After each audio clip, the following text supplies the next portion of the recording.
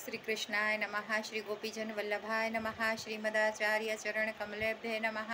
श्री गुसाई जी परम दयालवे नमः। श्री गुरवे नमः। अपने माथे विराजते सेव्य स्वरूपाय नमः। सर्व वैष्णव ने जय श्री कृष्ण। गत विडियोथी આપણે ગુસાઈજીના 7 લાલનની માહિતી મેળવી રહ્યા છે, એનું વાંચન કરી રહ્યા છે। પહેલા પુત્ર, પ્રથમ પુત્ર ગિરધરજી વિશે આપણે વાંચન કર્યું।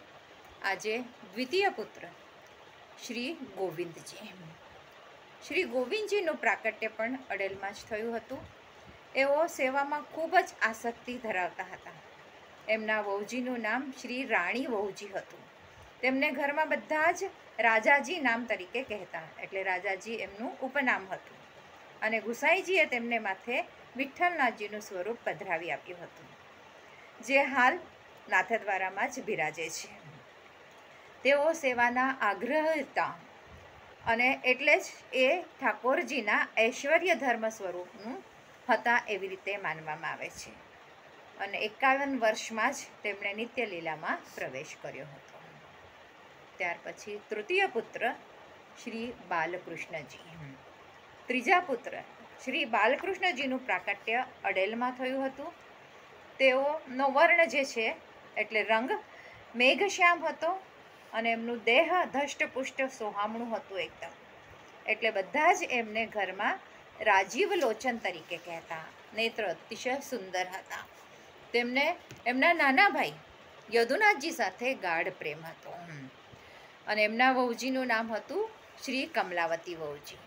એમને માથે ગુસાઈજીએ શ્રી દ્વારકાધીશજીનું સ્વરૂપ પધરાવી આપ્યું હતું, જે હાલ કાંકરોલીમાં બિરાજે છે। તેમણે દ્વારકાધીશજીની ખૂબ સેવા ભાવપૂર્વક કરી હતી અને ગુસાઈજીના આશીર્વાદથી જ તેમણે વ્રજમાં ગુંજાવનમાંથી શ્રી દ્વારકાધીશજીના સ્વામિનીજી પ્રાપ્ત થયેલા હતા। એટલે એમના મનમાં એમ ભાવ હતો કે મારે દ્વારકાધીશજીની યુગલ સ્વરૂપમાં સેવા કરવી છે, તો સ્વામિનીજી કેવી રીતે ગોતવા?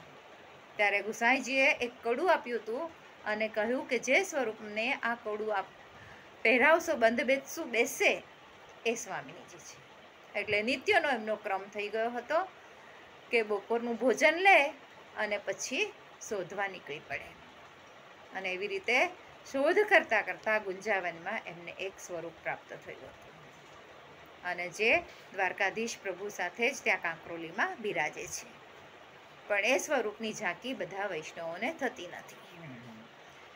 અને આપ શ્રી ઠાકોરજીના વીર્ય ધર્મનું સ્વરૂપ હતા। હવે ચોથા પુત્ર શ્રી ગોકુલનાથજી। ચોથા પુત્ર શ્રી ગોકુલનાથજીનું પ્રાકટ્ય પણ અડેલમાં જ થયું હતું। એમના પ્રાકટ્ય સમયે ગુસાઈજીની સેવિકા કૃષ્ણદાસીની એણે આનંદથી આવીને કહ્યું હતું કે મેરા ગોકુલનાથ આયા હૈ, અને આથી એમનું નામ ગોકુલનાથ પડી ગયું। અને એમનું લાડનું નામ હતું શ્રી વલ્લભ, એટલે કે ઉપનામ શ્રી વલ્લભ। બધા ઉપનામથી એમને ઘરમાં બોલાવતા હતા। નાનપણમાં ખેલકૂદમાં તેમનો ઘણો જ ભાવ હતો, ખેલવા કૂદવાનો એમને ઘણો શોખ હતો। અને આપ શ્રીના વહુજીનું નામ હતું પાર્વતી વહુજી। શ્રી ગુસાઈજીએ તેમને શ્રી ગોકુલનાથજીનું સ્વરૂપ પધરાવ્યું હતું, અને જે સ્વરૂપ આજે ગોકુલમાં બિરાજ છે। એટલે ગોકુલનાથજી એમનું સ્વરૂપ ગોકુલનાથજી અને બિરાજે છે પણ ગોકુલમાં જ। અને એમના સમયમાં ચિદ્રૂપ નામના એક સંન્યાસીના કહેવાથી અને ત્યારના બાદશાહ જે હતા જહાંગીર, જેણે વૈષ્ણવને માલા તિલક પહેરવા ઉપર પ્રતિબંધ રાખ્યો હતો, ત્યારે તેઓ ખૂબ પરિશ્રમ કર્યો અને કાશ્મીર સુધી ગયા અને બાદશાહના આ હુકમને રદ કરાવ્યો હતો। એટલે કે આપ શ્રી માલા તિલકના રક્ષણકર્તા તરીકે ઓળખવામાં આવે છે। એમના અનેક વચનામૃતો અને હાસ્ય પ્રસંગો પણ પ્રસિદ્ધ છે। તેઓએ 89 વર્ષ સુધી આ ભૂતલ પર વાસ કર્યો હતો અને ત્યાર પછી નિત્યલીલામાં પધારી ગયા હતા। આપ શ્રી ઠાકોરજીના શ્રીધર્મનું સ્વરૂપ માનવામાં આવે છે। તો આજ માટે આટલું જ। આના પછી 5મા 6ઠા આવતા વિડીયોમાં આપણે જોઈશું। આજના મારા વચનોને પ્રભુ ચરણોમાં સમર્પિત કરું છું। જે કંઈ ભૂલચૂક થઈ હોય તે માટે ક્ષમા ચાહું છું। કૃષ્ણાર્પણમસ્તુ।